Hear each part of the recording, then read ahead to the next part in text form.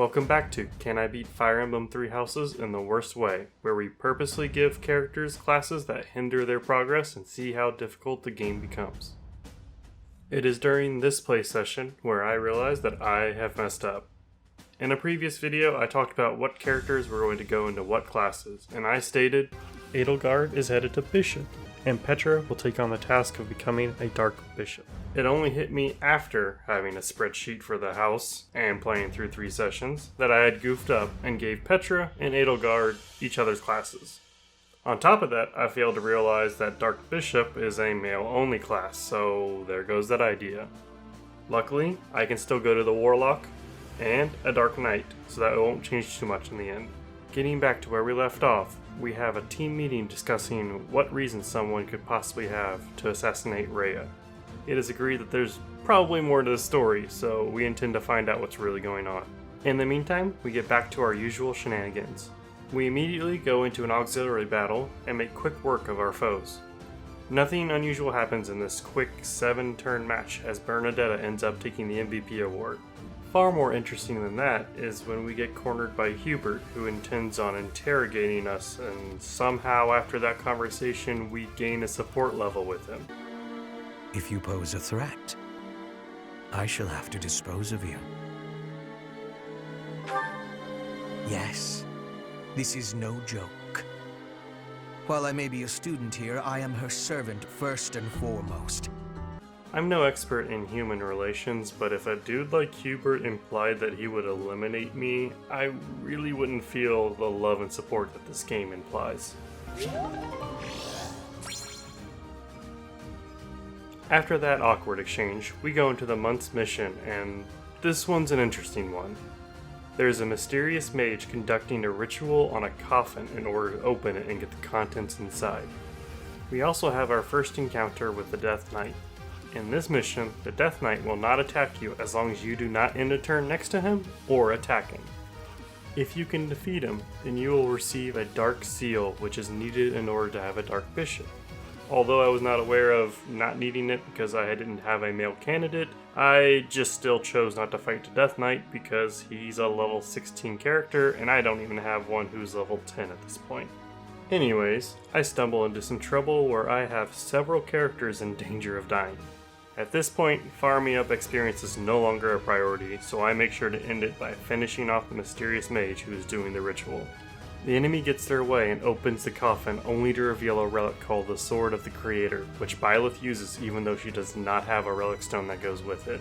After being defeated, the remaining enemy forces are rounded up and the Death Knight teleports away. Is the intruder here? Oh, looks like you have this under control.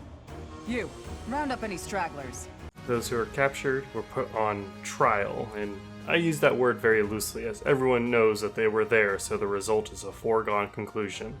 The prisoners are sentenced to death, and the Black Eagles are congratulated for their hard work as Rhea gives the Sword of the Creator to Byleth as she was able to use its true power, which is sorta moot since I just immediately gave it to Ferdinand. We start off the next month by learning that our next task will be to take down another person who has connections to the Academy. This time, it's Sylvain's older brother Miklon who is causing problems for the church. We go through our normal monthly routine and fight another auxiliary battle with Linhardt winning the MVP award. With that, we have finally gotten most of our units to the point where we can upgrade them into their intermediate classes. The only 2 people who have not made it to it are Hubert, because he will be skipping intermediate, and Bernadetta, who failed her attempt in a promotion, so she must wait till the next month to do it again. In hindsight, I do wish that I had gotten Bernadetta to Armored Knight for the next fight, as it's a long one, and we really need a tank. We approach the tower where Miklon is hiding, and we learn about what has made him turn to the life of a bandit. House Gautier has always placed great importance on whether or not someone bears a crest. Margrave Gautier has 2 sons. A crest never manifested for his eldest. It's not hard to imagine why he left and wound up in this sort of life. I get to start off this combat with one of my new favorite gambits.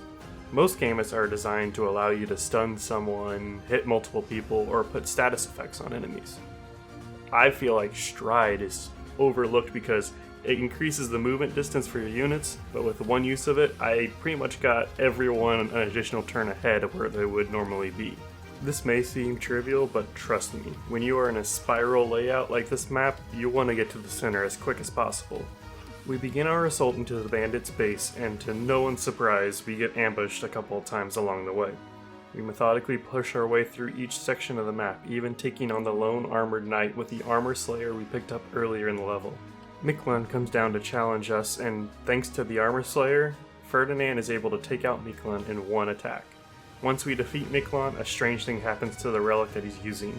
It ends up engulfing him and turning him to a giant black beast.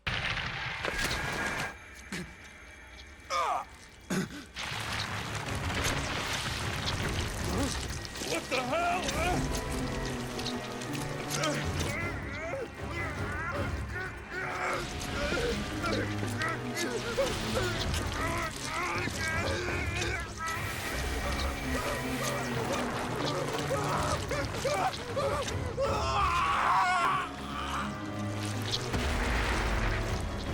Dad, look at that! I'm out of here! Hold on!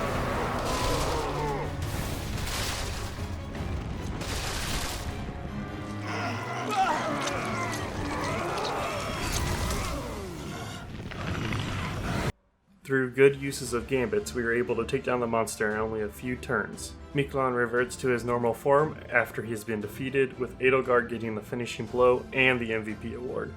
At the beginning of the new month, we are made aware that Flame, Seteth's sister, has gone missing and is still believed to be somewhere in the monastery.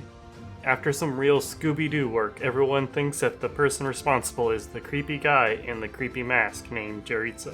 I mean, even if he didn't do it, he's gotta realize that wearing a Phantom of the Opera mask isn't all that endearing to others.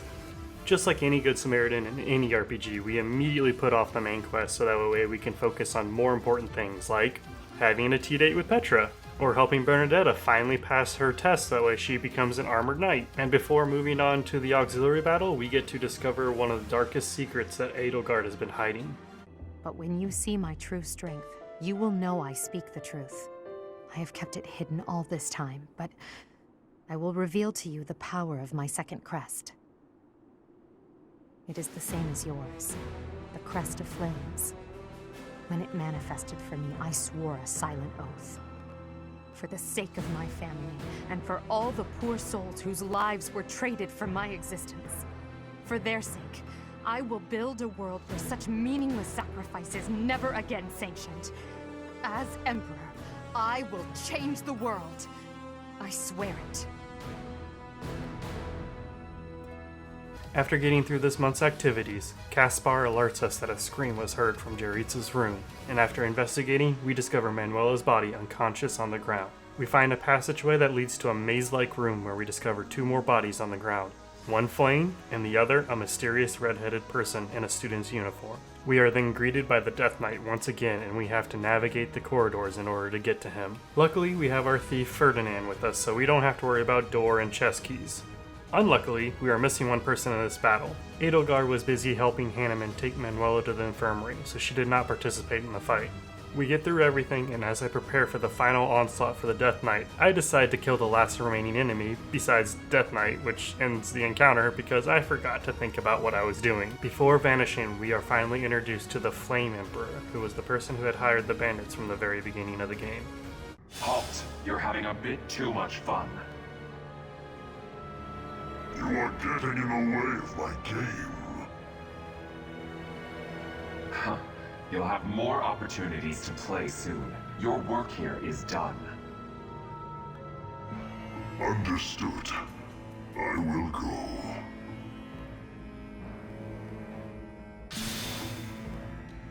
We will cross paths again. I am the Flame Emperor.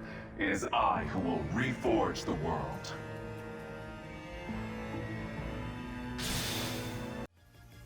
That's it for this video. We actually got to wrap up 3 months instead of 2 months, and to be honest, it's mostly because not a whole lot happened. The next video is actually only going to cover 1 month just because there was a lot that happened. So that's going to be it for this video. If you enjoyed the video, please leave a like and subscribe. Consider donating on my Patreon channel, and thank you for your support. Have a great rest of your day, and as always, be kind to one another.